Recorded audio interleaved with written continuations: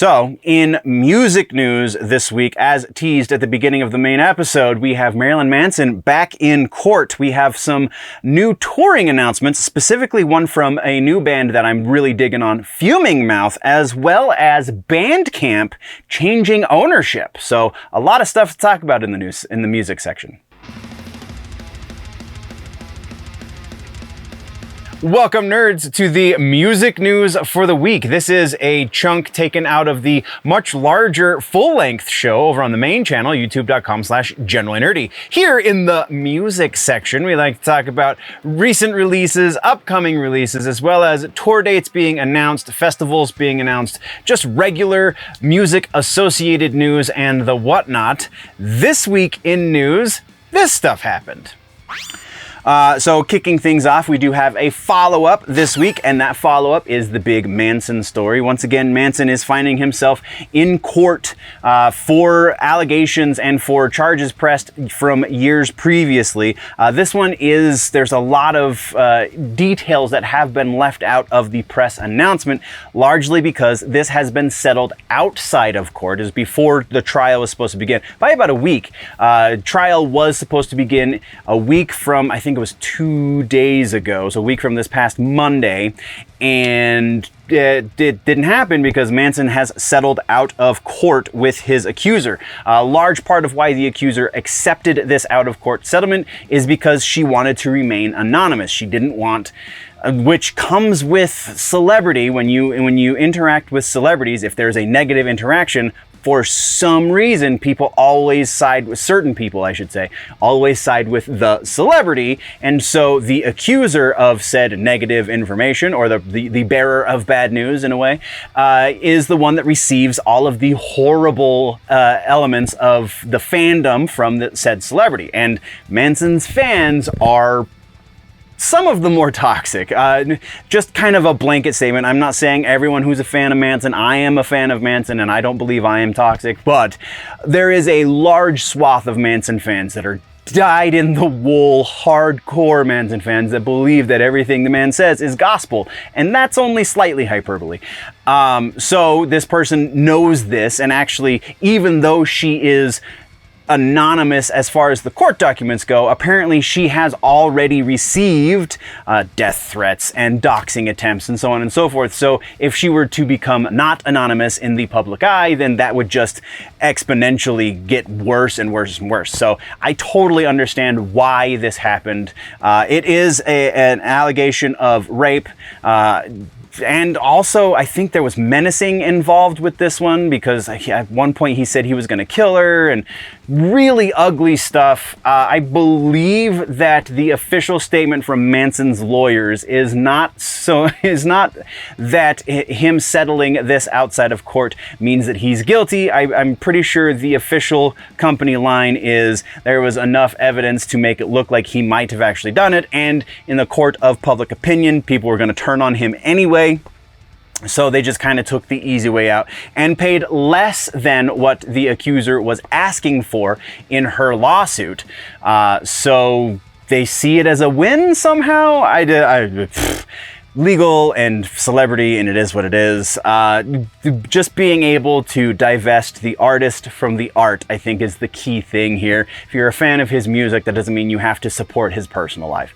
And that's kind of where we're going to drop that one. We will be keeping tabs because Manson will find himself again in court because there are a number of outstanding charges on him going forward in the months to come. So as they happen, we will be talking about them. That's what we have for follow-ups, though. So let's get into new music, shall we? This week in new music, it's actually a relatively mild week considering the last month we've had. It's literally been like a page of notes just for the new music section. This time it's only like a quarter of a page of notes. So that's kind of give you an idea of where we're at. We have 1, 2, 3, 4, 5, 6 videos, 6 new songs released, all of which, save for one, I believe, have videos that have launched with them. So let's get into that. First up on the list, we have Red. Christian metal band Red has released a new single called Surrogates from their currently out album. I didn't put it in the notes and I apologize, but it's Red, so you know what you're getting into. This is octane core, metal core light, I guess. Octane core at its best. This is at its truest form. This, if you know the band Red at all, then you know exactly what you're getting into. That's not exactly a bad thing. This song just isn't one of the ones that really sticks out of the crowd. It kind of sits towards the middle, nothing really to write home about. If you are a fan of that fairly heavy but still safe kind of sound, which most metalcore kind of falls into, then you're gonna really dig this. If you're not into Red, this isn't gonna change your mind. So I don't know, a very mild recommend, probably one that's mostly for the fans though. Next up is kind of an unexpected one, though I haven't, this artist has not been on my radar very much just for whatever reason, though apparently she's released a number of singles since we spoke about her last, but Harper, the little girl that did the metal vocals on Britain's Got Talent, I believe was the show that she was on. She did a Spirit Box cover for that, and now she's back with a Bring Me the Horizon cover this time. Her production staff or her production team, I guess, is really, really good. And as she has gotten older, I believe she started when she was like 8 or 9 and she's about 12 now, so it's been a few years, but as she's gotten older, she's really gotten into the vocal style that she's been doing, this really aggressive kind of scream vocal, and vocal fry scream is what it sounds like. It could be false chord. I'm really still trying to pick that one apart, but I'm pretty sure she's doing a fry. Either way, this song isn't exactly a standout track for Harper. Her first big one, her first original one that got all kinds of play on Liquid Metal when it was the single, was actually very good. This one, it might be because it's a cover and probably not as much effort was put into it. It just kind of doesn't do it for me, I guess. So it's still impressive that a 12-year-old girl can do that with her voice, and that it is, you know, something that is being very much welcomed by the metal community, and I'm super here for that. But this song in particular just isn't executed quite as well as the rest, so Lorna Shore has also come out with some new music, which I believe means we're looking for probably a new record release, at least an EP coming up soon-ish. The name of this song is Welcome Back, Oh Sleeping Dreamer. Playing with the form a little bit, always a good thing. Not really stretching their legs maybe as much as I would want them to. I'm a fan of Lorna Shore. I've seen them live now finally, and I still stand by my criticism of their recordings that those triggered drums, those drum replaced drums, just don't do the music any favors. It's too surgical, it's too soulless. Yeah, it's cool that it's really rapid fire and the bottom end really comes alive because of it, but it would come alive more if it was a human making those noises. I know technically in a certain way that is the way what's happening, but it's not the way it sounds. Either way, this new track is exactly what you're expecting out of Lorna Shore. Some structural changes is what I was referring to as far as how they're playing with the form. They kind of drop a little bit of a breakdown towards the beginning of the song this time, so that's kind of what I'm talking about. But from there, it's just exactly what you'd expect. And then at the end, you get the super heavy breakdown, because that is what Lorna Shore does oh so freaking well. So if you like Lorna Shore, this is gonna be it. Deathcore in general, you're gonna really dig this. But it's not really stretching those legs as far as creativity goes, so you're not bringing in a new audience. Not that that's necessary, but it's just not happening here. Our next piece of new music is Dying Wish. The name of this new song is Path to Your Grave, and I am just gonna keep saying this every time we talk about this band, but the singer Emma Boster keeps showing us that the seat at the top of the metalcore mountain that was vacated by Walls of Jericho vocalist Candice Cookslayan. I know I'm saying Candice's last name incorrectly and I apologize, but that seat belongs to Emma these days. Since Candice is kind of MIA, we don't really have a whole lot of activity from Walls of Jericho. Dying Wish is definitely filling that slot for me. And I love Walls of Jericho. Really, really getting into Dying Wish. Every new track is a little bit more fresh, a little bit more kind of playing with form. I feel like Emma's vocals could use a little bit of work on the production side. I think her performance is fantastic. I just think whoever's producing them just needs to kind of bring her out a little bit more in the mix and get a better EQ, I think is really what's missing here. Because it's all highs. I know it's a female voice and there are more highs in a female voice, but not that many more highs. I feel like there's a little bit of bottom end missing that would really round out their sound a lot, and this song kind of exemplifies that the most. But I honestly think if you're going to start listening to Dying Wish, this is a pretty good track to go for. If you like heavy music, you've never listened to them, definitely go check out this new track from them, Path to Your Grave. And then let's get to the stuff that isn't super heavy. And starting things off, we have Sum 41. We talked about them last week. Didn't do a proper reaction video to this. I don't really have time for extra videos these days, so that's why we're here. But the name of the new Sum 41 song is Landmines.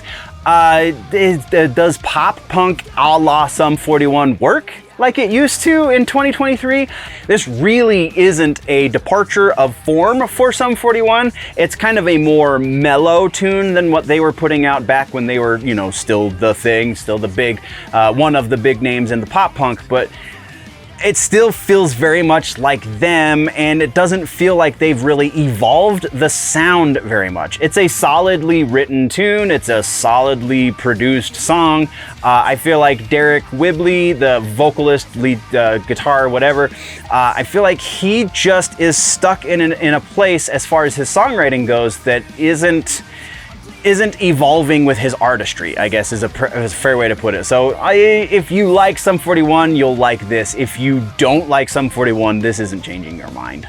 And then, completely outside of the rock and roll arena, we are going with a straight up pop tune. NSYNC has released their first single in, I believe, 16 years. Could be even longer than that. The name of the track is Better Place. It comes from the new Trolls movie soundtrack, apparently. If you watch Hot Ones, then you saw the guys from NSYNC did one of the more recent episodes in this season for Hot Ones as a promotion for this. And then they released a behind the scenes kind of teaser for it that really is hyping up the audience for Justin Timberlake featuring NSYNC song. I mean, as much as I really appreciate Justin, and I honestly paid money for his first 2 albums, so I'm not completely a metal elitist, but yeah, this is just Justin Timberlake featuring NSYNC is what it feels like. It's still solidly produced. It still works is the really big thing here. Definitely still works. Definitely, if you're a pop music listener, this is going to be one that you play on rotation. If you're not much for the pop, this is a pretty good example of modern pop. This is Justin Timberlake just does the thing well, and whoever he's bringing along for the ride is also going to be elevated because of that, and very much on display here. Oh, hey nerds. So, I gotta make myself useful. Now is the point in the show where you subscribe. I gotta shill for my lunch, so hit the subscribe button, tell everyone you know about the show. That way we can keep doing these things that we do to keep you informed of all that's going on across the nerddom, as it were. Yeah. So, thanks, and I'll see you next time, I guess. Alright, back to the show. Alright, so like I said, new music, pretty short. Let's talk now about tours, shall we? Tours and festivals. We have a pretty big festival announcement at the end of this section, but let's start first with the Ministry, or Ministry, whatever, Al Jorgensen.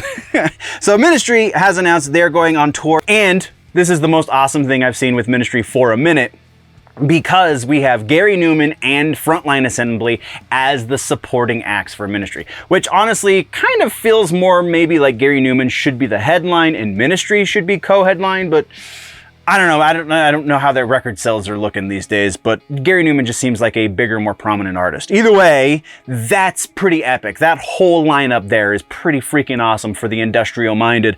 And so this is... Oh, I just totally lost my place in the notes. The tour starts February 27th in San Francisco, runs through April 5th in Tucson, Arizona. There is a pre-sale. It has not begun yet. If you follow the link in the description, you should be able to get to the pre-sale with a pre-sale code, no less. So go check that out if you want to go see Ministry with Gary freaking Newman and Frontline Assembly. From there, we have another one that's pretty big. The Foo Fighters have announced that they're doing a bit of an arena tour throughout North America. This is going to be the Everything or Nothing at All Stadium Tour is the official name.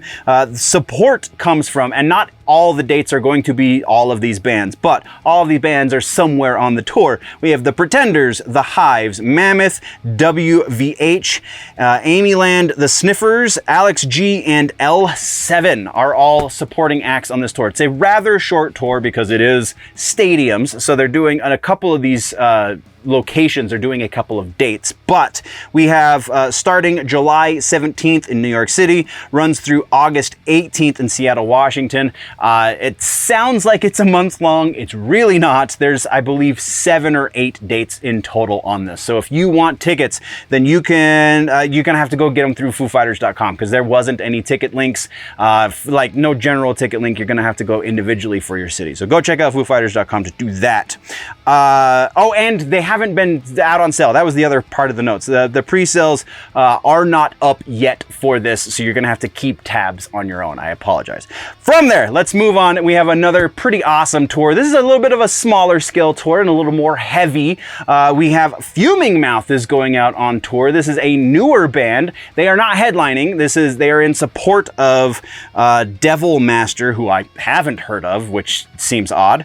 But it's Fuming Mouth and Final Gasp supporting Devil Master. The tour starts October 31st in Brooklyn, New York, runs through December 3rd in Philadelphia, Pennsylvania. There is a ticket link down in the description. If you want to check this tour out, I would highly suggest it. Fuming Mouth is one of the bigger bands coming up on the hardcore, like metalcore, hardcore kind of stuff, a little thrashier than say Red, whom we were talking about earlier. Then yeah, the Fuming Mouth is really solid hardcore music. Again, don't know who Final Gasp or Devil Master are, but the show is going to be relatively cheap, so probably be worth your time. From there, we have Dying Wish. We talked about them in the new music. They also have announced a new tour. Dying Wish is going out on tour. They are headlining. Support comes from Boundaries, Omerta, which Dying Wish and Omerta on the same bill. That in and of itself is enough. And I actually looked up tickets. They're roughly $30 per venue. So absolutely worth your time. The other bands are Foreign Hands, Gates to Hell, Roman Candle, and X-Side. So it is a big bill. Get there early, support all of the acts for sure. It begins October 20th in Santa Cruz, California, ends December 2nd in Anaheim, California. They are not only staying on the West Coast, they are going across the country and back. So there is a date near you. Go check it out. Tickets, again, can be found if you follow the link in the description. And then our final piece in tours and festivals, like I said, big festival announcement. Bloodstock 2024. I believe this is in Sweden, so kinda if you don't live there and you don't have plans to go there, you might not be getting tickets. But Bloodstock this year is happening August 8th through 11th, or next year rather, in 2024. August 8th through 11th, and they have announced that Opeth will be headlining the final night, which is kind of the biggest slot of honor. This is I think the 3rd or 4th time Opeth has done this. This time though is unique, at least as far as Opeth is concerned, because they are allowing the fans to pick the set list. So if you are an Opeth fan, then you should jump on this. I could not find exactly how you are to submit what songs you wanted to hear. You're probably going to be on the website, though it didn't look like anything was active when I last checked leading up to today's episode. You do have a little bit of time, just about a year, before this is a thing. So it probably take them some time to get that up. I would imagine it would be somewhere through their website though. So check out the Opeth official website if you want to do that. Other bands that have been confirmed already for this show are Hatebreed, Enslaved, Nervosa, Crypta, Beast in Black, and Forbidden. Many, many more are going to be announced. So we will be keeping tabs on Bloodstock. It's one of the bigger ones that happens every year. Again, I can't remember if it's Sweden or Germany, but it's one of the two. So if you're not already going, maybe now is a good time to actually make those plans. But yeah, that's what we have for tours and festivals. Let's talk about some regular ass news for a moment. First in the regular ass news section is Porno for Pyros. So band that maybe some younger listeners might not know. If you know Jane's Addiction, then you kind of know Porno for Pyros, because Perry Farrell is the lead singer for both of these bands. Porno for Pyros was a side project that Perry Farrell started between Jane's Addiction. It's kind of the TLDR real quick, but between Jane's Addiction projects, that's where Porno for Pyros came out. They have to date given us something in the neighborhood of 4 records. They are doing a reunion tour. It's the first time they are going on tour together, I think Perry said in like 24 years. So that's pretty epic. But a little bit of bad news is they postponed this tour that they have announced, and the rescheduled dates have not yet been announced, but the reason they have pushed it back is because they are still in the studio recording a brand new album. So Porno for Pyros putting out a new album and then going on tour, and they want to have the album out before the tour hits. So from what Perry said on his social media, it sounds like the announcement of the release of the album as well as the announcement of the rescheduled dates for the tour should be coming soon. First will be the album announcement, and then the tour dates announcement. And the tour dates are going to be, he said something along the lines of a month or so beyond the release of the album, because he wants the fans to have time to digest the new music so they can hear it live and know what it is and whatnot and so forth. So yeah, pretty awesome of them, even though it does kind of postpone anybody who enjoys Porno for Pyros, which they are a pretty damn good band. If you don't know who they are, go check out Porno for Pyros. I can't think of the record that I listened to back in the day a lot, but it's good stuff. I mean, Perry Farrell's just a hell of a orchestrator, if you will. But that's what we got there. Let's move into our other big piece of regular ass news, and that is Bandcamp. So Bandcamp is, for those that don't know, Bandcamp is a website where unsigned artists like myself and any of the projects I've done, well, not any of the projects, but the bigger projects that I've done are up on Bandcamp. You can go to Bandcamp and you can have Bandcamp host your music, and you can sell your music on the platform. They were bought back in, I believe it was 2016, by Epic Games. Epic Games has made a couple of acquisitions in the years since, and we're going to get a little bit into more detail as far as the Epic side of things goes. But the long and the short of that, we're going to talk about that in gaming. Long and the short of that, as far as it pertains to Bandcamp, is Epic has divested from Bandcamp. So no longer do they own Bandcamp. The company that is taking over Bandcamp is a company called Songtradr. TRADR, all one word though. Songtradr is a company that's been around for a while. They are also a streamer.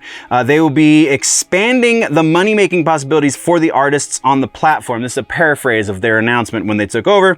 They are going to be offering more licensing options for musicians. So you can sign a license agreement that says that content creators, so YouTubers, again, like myself, content creators or businesses or corporations and whatnot can option to use your music in their stuff. And then you'll get paid for it. So it's kind of a good thing as far as on paper, at the very least. I'm not gonna judge this as a good thing until we actually see it in practice. But on paper, this looks like it is going to very potentially be a rather good thing for users of Bandcamp, the artists who are posting their music and who are trying to get discovered, or at the very least trying to make a living doing the thing that they're passionate about. So that's actually potentially awesome. And they have have a global licensing network. So it's not just going to be stuff in the States. There is going to be stuff from apparently across the globe that is going to have the option to license your music to use in their thing so you can get paid. So that's pretty freaking awesome. Hopefully it is as good as it sounds. We reserve the right to make that judgment until a later date though. That's what we got for regular ass news though, guys. So let's get into music suggestion for the week. Again, Halloween, we do the scarier things. Generally speaking in music,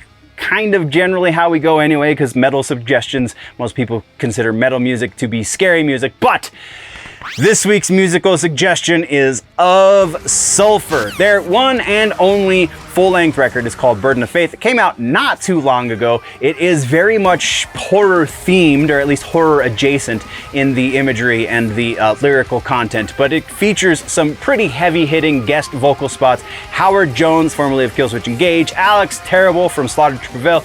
Just, I would say standout tracks are X, Y, and Z, but really the entire record is a standout track. No rock bass syndrome to be found, performance or production, just an all-around stellar blackened deathcore record. Absolutely go listen to Burden of Faith from Of Sulfur.